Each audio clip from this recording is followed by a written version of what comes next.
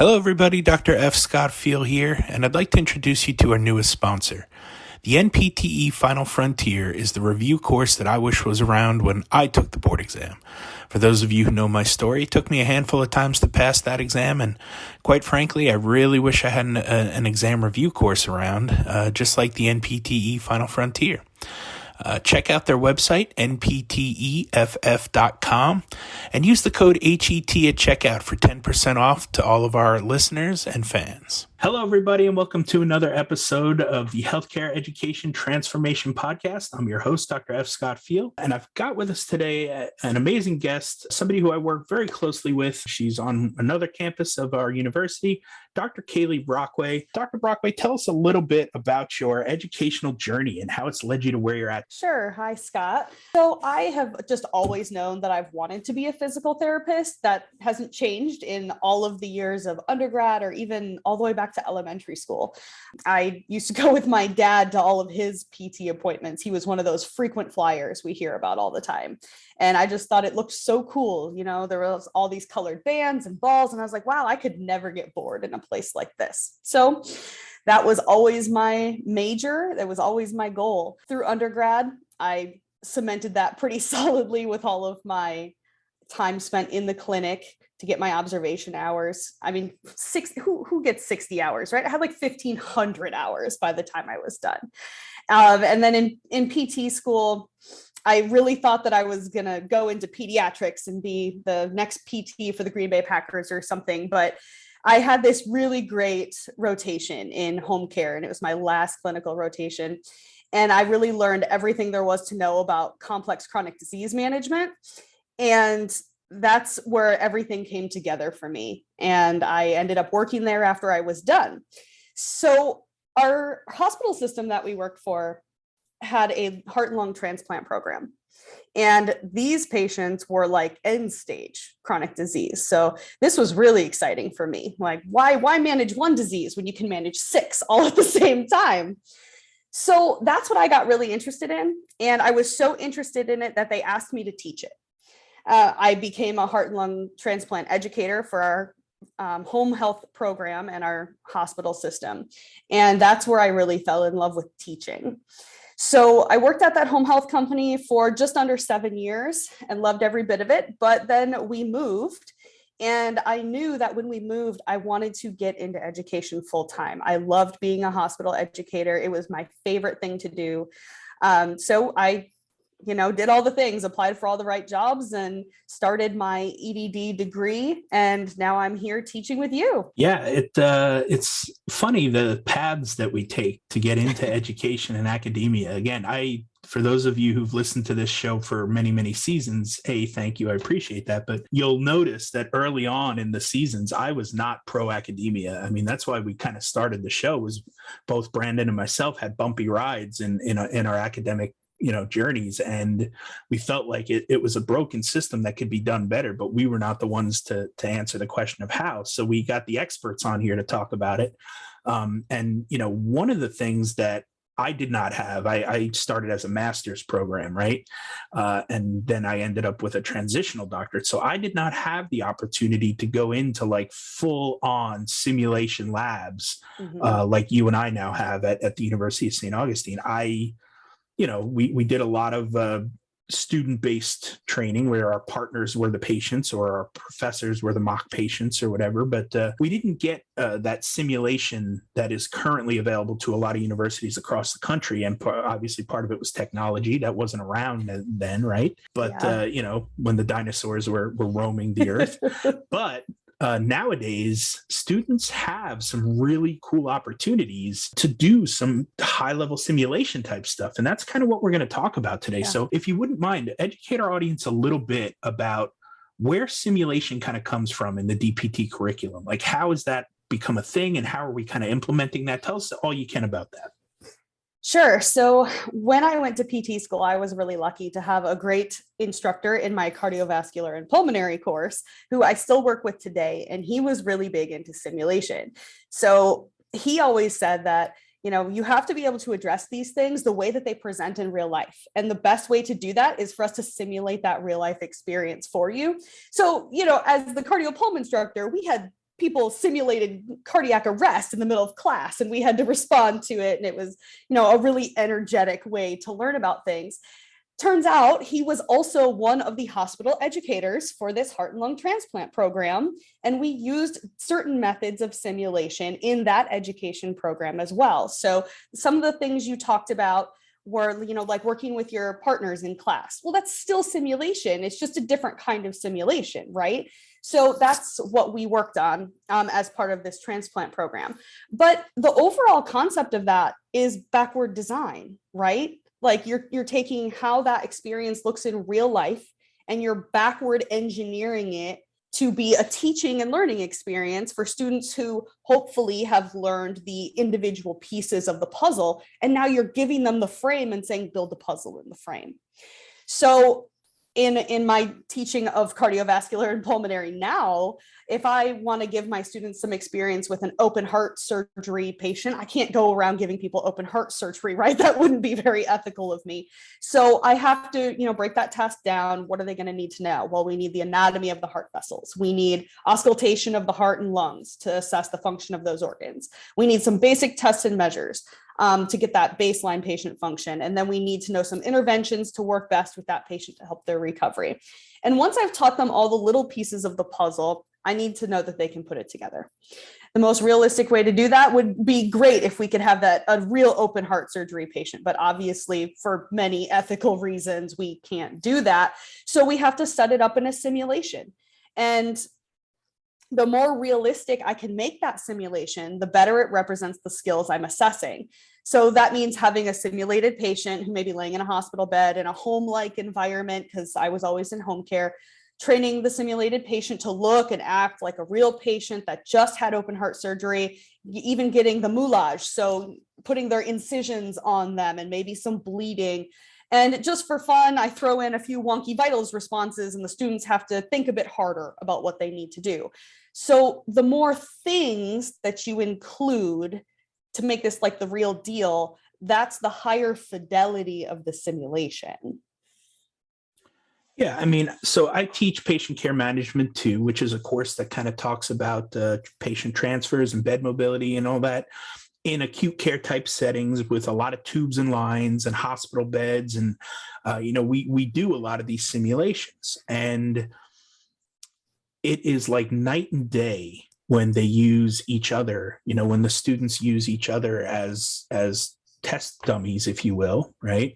And mock patients versus when they use a simulation type patient, right? Or a standardized patient that has been trained, actors or whatever, that know how to act in that scenario and that setting with that diagnosis.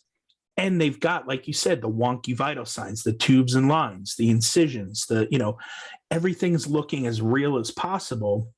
And then the patient goes to get up and stand from the bed and they have a real life simulated looking knee buckle where the knee gives out. And all of a sudden the student has to grab the gait belt, and tighten up on it and be there for them and kind of, step in and be the physical therapist. Right. And I love that about that course. But it really does, open their eyes when it's a patient that they don't know who is acting as if they're a real patient. Yeah. So, to me, that we're at the point now where we are getting very high level, there is a high fidelity aspect to it. So tell us a little bit about, what is the standard, the gold standard, or the high level, the high fidelity type simulation stuff, and some of the barriers that we're trying to face to get to that point. Because like I said, simulation didn't even exist when I went to PT school. So we've come a long way, but I still think we have, a little ways to go. Tell us a little bit about that.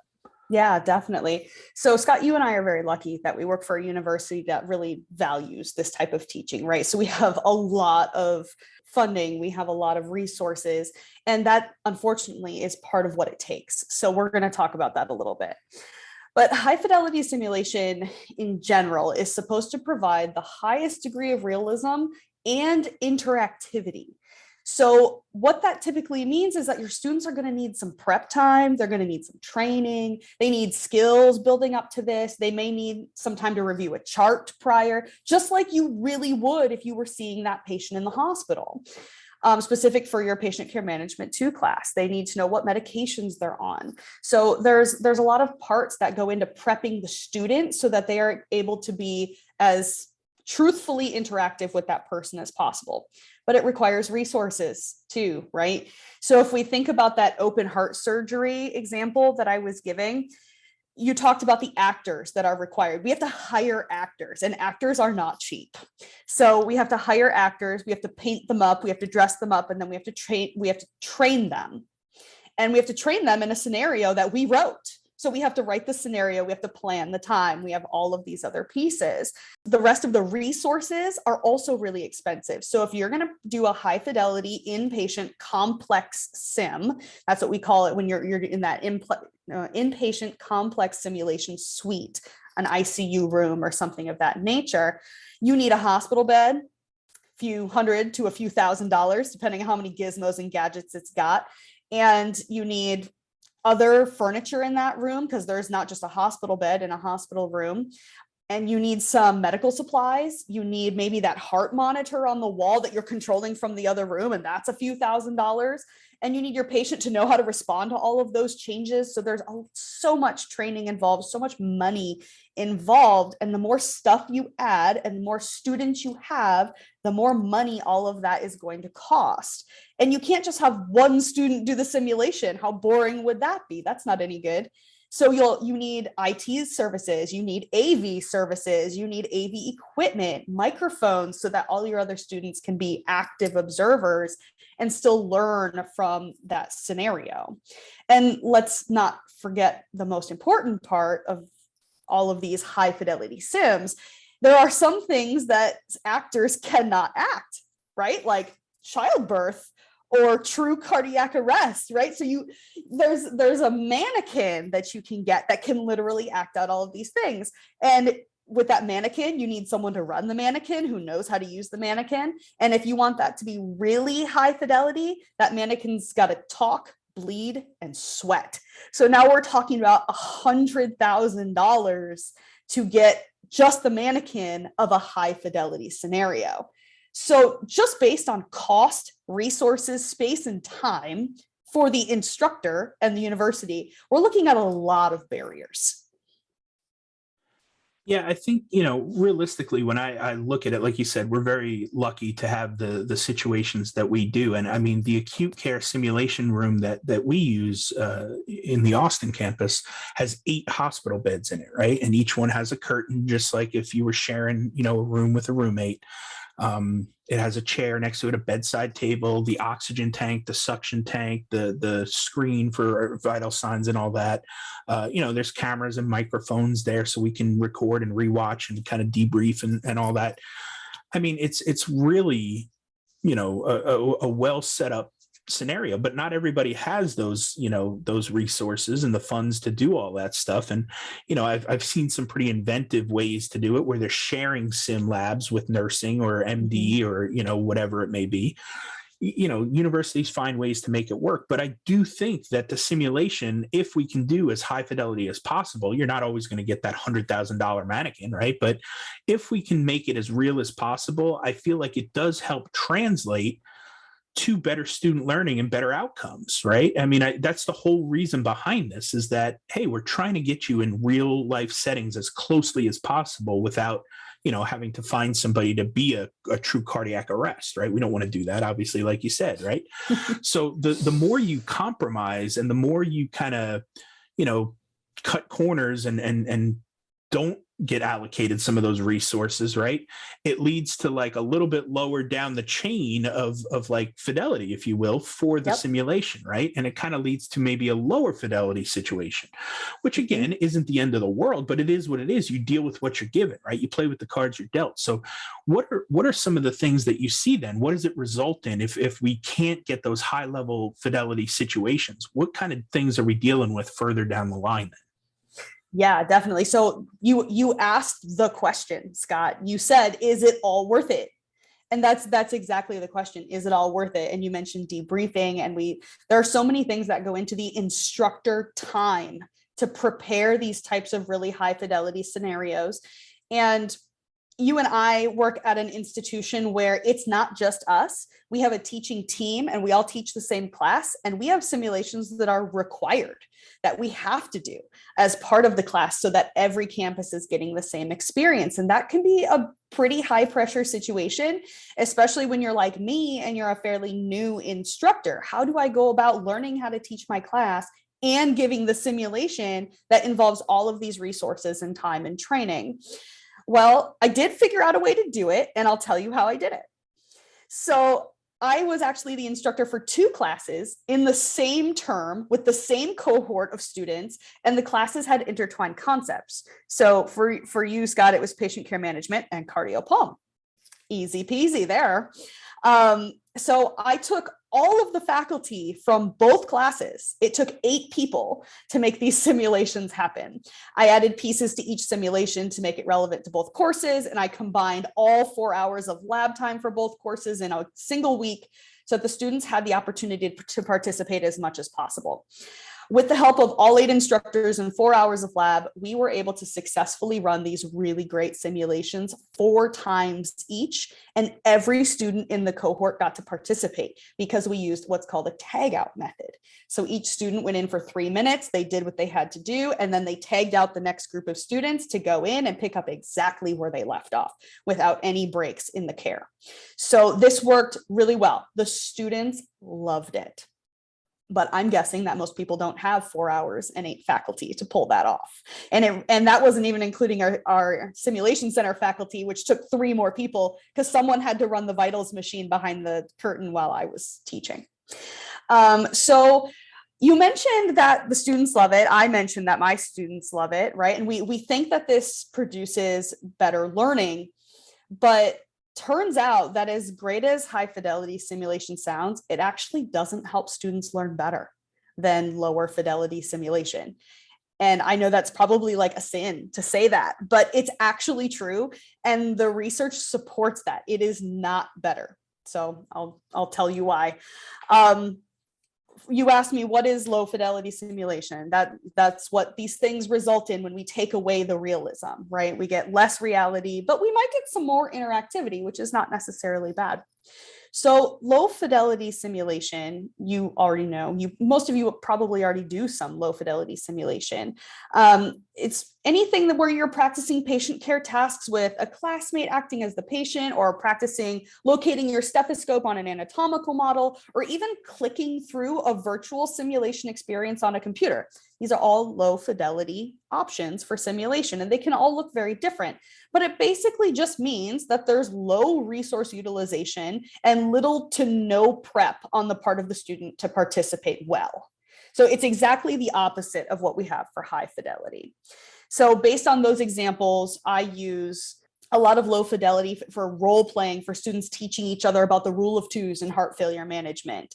And when I have an instructor pretend to be a patient in lab, we all do that, right? And the students have to evaluate that lab assistant. This sounds kind of like when I use my auscultation mannequin to help students hear adventitious heart and lung sounds. Now that is a little bit higher on the resource end because I have the mannequin, but the students don't need to prepare at all, and they can interact with the mannequin freely. And there's nothing wrong with these types of experiences. Many students or many studies have actually shown that low fidelity simulation is no less effective than high fidelity simulation in the long run. So initially, students might feel like they are getting more out of high fidelity, but all the research shows us that 3 months out from that experience, all their measured skills are the same. So you don't have to do this high fidelity and you can still get the same results. Yeah, I mean, when I went through it, like I said, we didn't have this high-tech sim stuff, and we did just fine. I made it. I'm a PT at some point, right? So, we used our classmates a lot. We used professors and lab assists and stuff, and we did the best we could, and we got the gist of it. We were able to perform the tasks and the skills that were needed.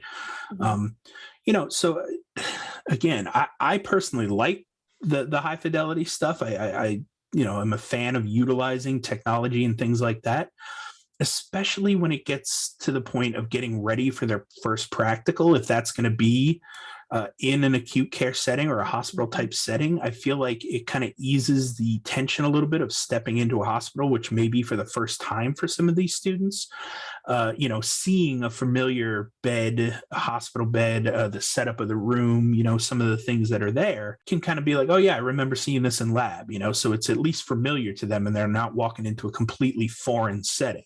So I like things from that aspect. Let's talk a little bit about tips, tricks, pointers, anything that you want to tell the audience that's interested in doing some of these simulations or utilizing some of the high fidelity sim stuff.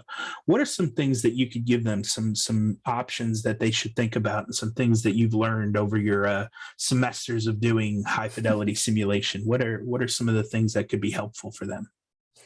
Well, I'm really liking a new thing that hasn't quite made it into the simulation dictionary yet, but it's kind of been called optimal fidelity simulation.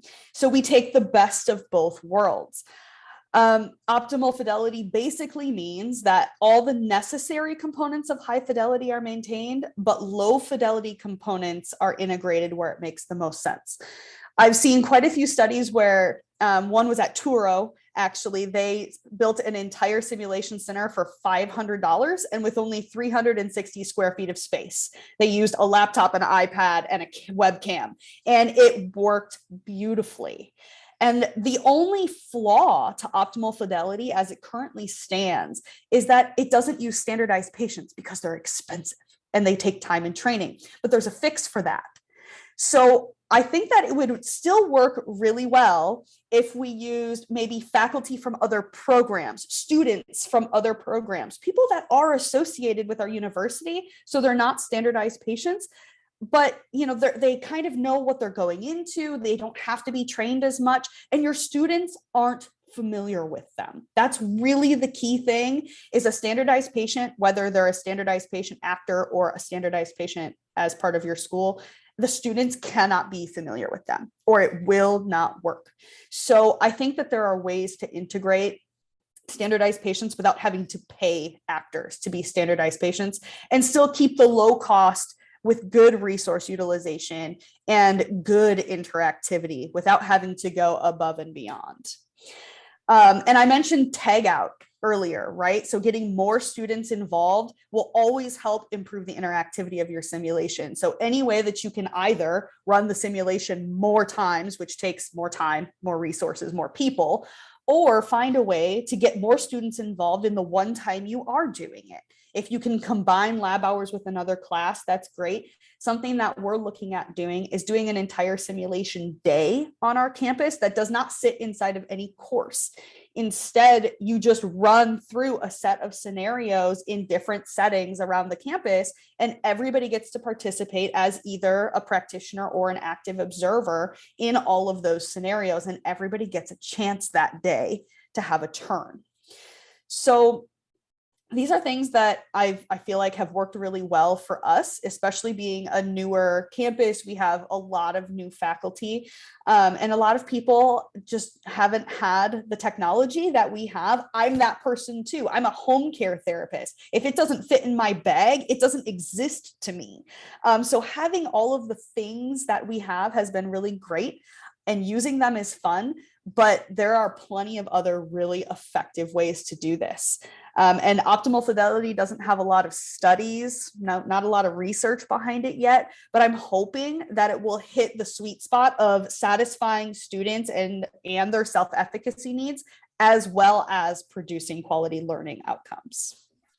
Yeah, I think the pandemic probably helped matters when it comes to optimal fidelity, right? Because we had issues where we couldn't use the sim labs or students weren't allowed on campus for a while there, right? So we had to kind of make the best of what we had.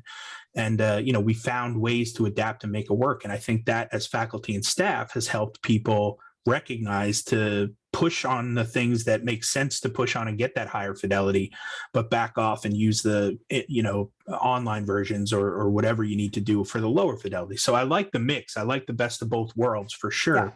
I definitely like that tag out method. That's not something that I was currently using, so I think I may have to look to implement that in the upcoming semesters there. So hopefully the audience is getting some takeaways from this as well, so they can go back and implement and figure out some ways to best learn from this stuff. But Kaelee, we ask all of our guests this one final question, and that question is, if you could change one aspect of higher education, whether it be DPT or otherwise, what aspect would you change? Why would you change it? And how would you change it?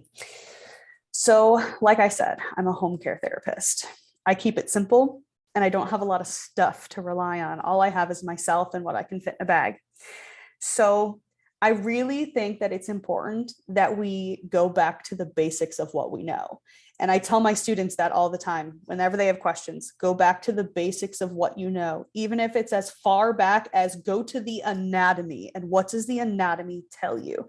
And I think that we really need to focus more on how to more broadly apply the basics of what we know, all the way back to just anatomy, because that and will inform so many of the decisions that we make clinically. With my patients who have heart failure, just thinking about the anatomical changes that come along with heart failure inform many of my decisions. The physiological changes back from pathophys that come along with heart failure inform my choices in how I manage those patients. I know that we're probably going to have some incontinence issues, and my referral doesn't say incontinence anywhere, but I know that there's fluid overload problems that I'm going to need to address, and part of the fluid management system is impaired. So I really always push that on my students. And as far as the why, I think that there's a lot of really great clinical instructors out there, but if we want our students to broaden how they apply the basics, our clinical instructors have to point that stuff out. So I think it would be a good thing to build into the CCI, the Credentialed Clinical Instructor course, to really emphasize the basics, because that's all the students know is the basics. Emphasize how important those things are in the clinical setting and demonstrate how they're used. Yeah, I like that takeaway there. The keep it simple, stupid method, right? The KISS. Exactly. I teach patient care management 1 as well, which to me is the foundational basics. So they take a gross anatomy 1, then they take gross anatomy 2 and PCM 1. And so again, I'm finding in PCM 2 and then eventually the geriatrics course that I teach that everything that we learned really started from the foundational basics of patient care management 1. So exactly, if they get that down, and like I said, it doesn't matter what setting you go into, the stuff you're learning in patient care management 1 is the foundation. The stuff you're learning in gross anatomy, that is your foundation. Once you get those first 2 or 3 semesters under your belt, that's everything you need to work with in the world of physical therapy. Then you're just layering on more complex stuff and more complex ideas that hopefully lead to better critical thinking and better clinical thinking as well. So, I love that takeaway. And also, Kaelee, I love the way that you simplify a lot of these complex patients and scenarios and situations. You've got just such an easy take and approach to that. And, like I said, I appreciate your time and coming on to talk to the audience about all things simulation and talking about some of the complex patient cases and scenarios that you use. Where can people find you if they want to reach out to you and just see what you're up to these days and learn about some of these ways to handle complex patients in social media and out there on the interwebs? Absolutely. So I'm at drbthept.com.